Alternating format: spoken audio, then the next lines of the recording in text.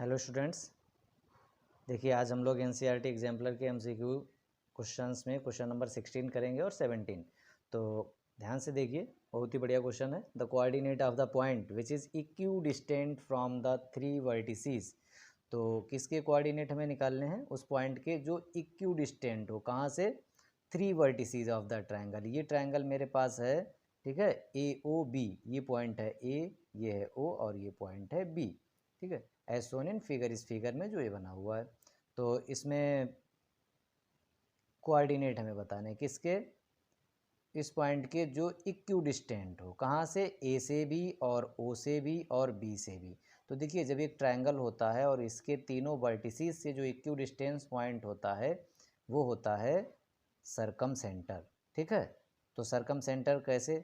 कोई भी ट्रायंगल है तो इस तरीके से सर्कल बनेगा, इन तीनों वर्टिसेस से जब पास करता है तो इस तरीके के सर्कल को हम बोलते हैं सरकम सर्कल, और इसके सेंटर को बोलते हैं भाई सरकम सेंटर।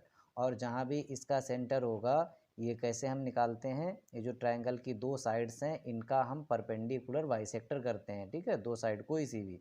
तो जैसे इसका हमने परपेंडिकुलर बाइसेक्टर कर लिया तो वो इस तरीके से जाएगा, ठीक है। और ऐसे ही इसका हमने परपेंडिकुलर बाइसेक्टर कर लिया तो वो इस तरीके से पास करेगा। ये परपेंडिकुलर बाइसेक्टर है। और एक आपको इम्पॉर्टेंट पॉइंट और बताते हैं, तो यहाँ पर इनका जो पॉइंट ऑफ इंटरसेक्शन है ये हमें मिला सेंटर, इसको बोलते हैं सरकम सेंटर। और यहाँ से आप बताइए, जो ये सेंटर है इस सर्कल का, यहाँ से ओ तक की डिस्टेंस, यहाँ से ये वाली डिस्टेंस और यहाँ से ये वाली डिस्टेंस, ये तो भाई बराबर होगी। तो इसलिए ये पॉइंट जो ये सेंटर है, ये सरकम सेंटर, यहाँ से इन तीनों वर्टिसेस की डिस्टेंस इक्वल होती है। अब इम्पॉर्टेंट आप पॉइंट सोचिए, ये कोई भी ट्रायंगल हो उसके लिए होगा, कोई भी ट्रायंगल हो, ठीक है। इस तरीके से मैंने ये बनाया है और इसका जो यहाँ पॉइंट होगा, यहाँ से ये डिस्टेंस, ये देखिए क्या होगी, ये इसकी रेडियस ही तो होगी, जिसको हम सरकम रेडियस बोलते हैं, ठीक है। तो यहाँ पर ये ट्रायंगल किस टाइप का है? ये ट्रायंगल है हमारे पास राइट एंगल ट्रायंगल। तो इसका आप ध्यान रखिए, जब राइट एंगल ट्रायंगल होता है तो इसका जो हाइपोटेन्यूस होता है, ये राइट एंगल ट्रायंगल है हमारे पास, तो इसके हाइपोटेन्यूस का मिड पॉइंट, ठीक है, ये होता है सरकम सेंटर। ये इंपॉर्टेंट पॉइंट है। तो फिर यहाँ पर हमारे पास ए के कोऑर्डिनेट ये दिए गए हैं 0,2y, और इधर बी के कोऑर्डिनेट दिए गए हैं 2x, 0। तो इसका मिड पॉइंट हम निकाल लेंगे x1 + x2/2। तो 2x + 0 कितना हो गया भाई? 2x, और अपान में जब 2 करेंगे तो कितना आ जाएगा? यहाँ पर x आ जाएगा। और इसका y वाले कोऑर्डिनेट का सम करेंगे, 2y + 0 2y हुआ, और अपान में 2 करेंगे तो y। तो इसके हमें पॉइंट क्या मिल गए? जो सरकम सेंटर होगा ये वाला पॉइंट होगा mid point of the hypotenuse, और उसके कोऑर्डिनेट हो गए x, y। तो यही हमारा आंसर हो जाएगा। क्यों? क्योंकि ये सरकम सेंटर होगा और यहाँ से यहाँ तक की डिस्टेंस और यहाँ तक की डिस्टेंस, ये तीनों इक्वल होंगी। ओके, आई होप ये क्लियर हो गया होगा और अच्छे से क्लियर हो गया होगा। तो अब हमारा जो है क्वेश्चन नंबर 17 देखिए, a circle drawn with origin. अब एक सर्कल इस तरीके से ड्रॉ किया जाता है जिसका सेंटर जो है 0, 0 है, ओरिजिन, ठीक है। ऐसे एक सर्कल बनाया गया है और साथ में इन्होंने कहा ये पास कहाँ से कर रहा है? एंड पासेस थ्रू ओरिजिन, तो हो गया इसका सेंटर, और पास कर रहा है 13/2, 0।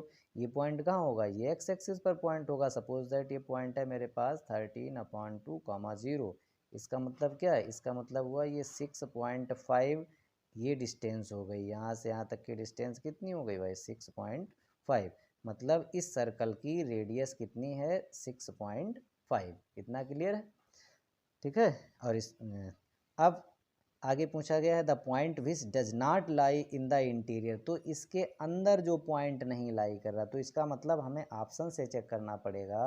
कहाँ से? इस ओरिजिन से डिस्टेंस इस पहले पॉइंट की, फिर ओरिजिन से डिस्टेंस दूसरे पॉइंट की, ओरिजिन से डिस्टेंस तीसरे, और ओरिजिन से डिस्टेंस चौथे पॉइंट की। तभी तो हम बता पाएंगे, क्योंकि जब इसकी रेडियस 6.5 आ गई तो इसकी इस पॉइंट से डिस्टेंस अगर 6.5 से कम आती है तो इसके अंदर लाई करेगा, और अगर 6.5 आती है या इससे ज़्यादा आती है, 6.5 ही आती है, तो ऑन द सर्कल होगा ये point.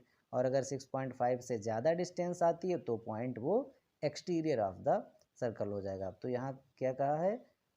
Does not lie in the interior. इसका मतलब ये पॉइंट भाई जो है सर्कल पे भी हो सकता है या बाहर हो सकता है। तो अब हमें ओरिजिन से डिस्टेंस निकालनी है, डिस्टेंस फ्रॉम ओरिजिन। तो ओरिजिन से इसकी डिस्टेंस निकालने का फार्मूला क्या होता है, इन्हीं का हम स्क्वायर कर लेते हैं और इसका स्क्वायर रूट निकाल देते हैं।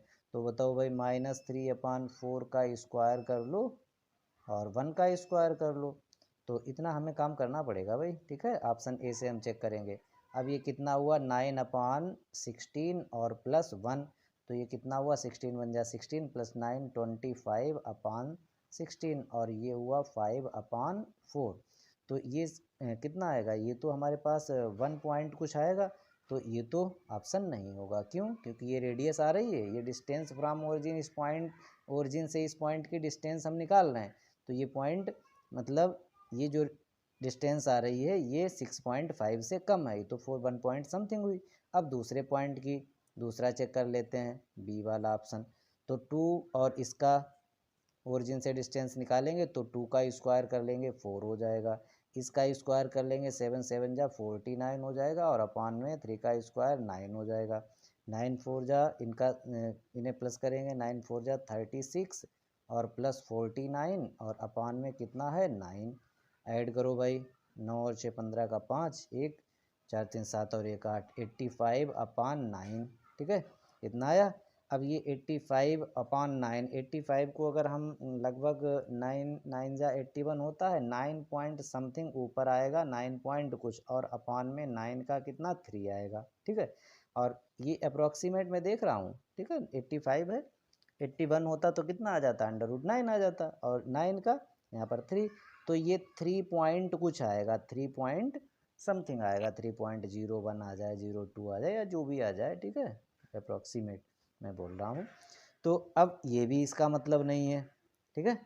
अब क्या करना है भाई हमें, अब हम सी वाला चेक करेंगे, सी। तो सी को चेक कर लीजिए आप अपने आप ही, देखिए 5 का स्क्वायर 25 हो जाएगा और 1/2 का स्क्वायर करेंगे तो 1/4 हो जाएगा और 25 का 4 से मल्टीप्लाई 100 होगा +1 101/4 स्क्वायर रूट। और ये कितना हो गया, ये 101 का स्क्वायर रूट लगभग 10 होगा और 4 का 2, तो ये 5 पॉइंट समथिंग आएगा, ठीक है। पूरा पूरा 5 नहीं आएगा, 5 पॉइंट, ये भी 10 पॉइंट कुछ आएगा। तो ये भी डिस्टेंस कितनी, ये भी डिस्टेंस तो 6.5 से तो कम ही है, ये भी कम है, तो इसका मतलब ये भी नहीं है, तो यही हुआ भाई। इसका आप निकाल लेना कितना आ रहा, देखिए 6 का स्क्वायर करेंगे तो आएगा ये 36 होगा और इसका स्क्वायर करेंगे तो ये 25/4 होगा और इसका सम करिए, वो सॉरी इसका मल्टीप्लाई करके इसका सम करिए और अपान में 4 रखिए, देखिए कितना आता है। ओके, तो यही हमारा ऑप्शन करेक्ट हो गया। Thank you.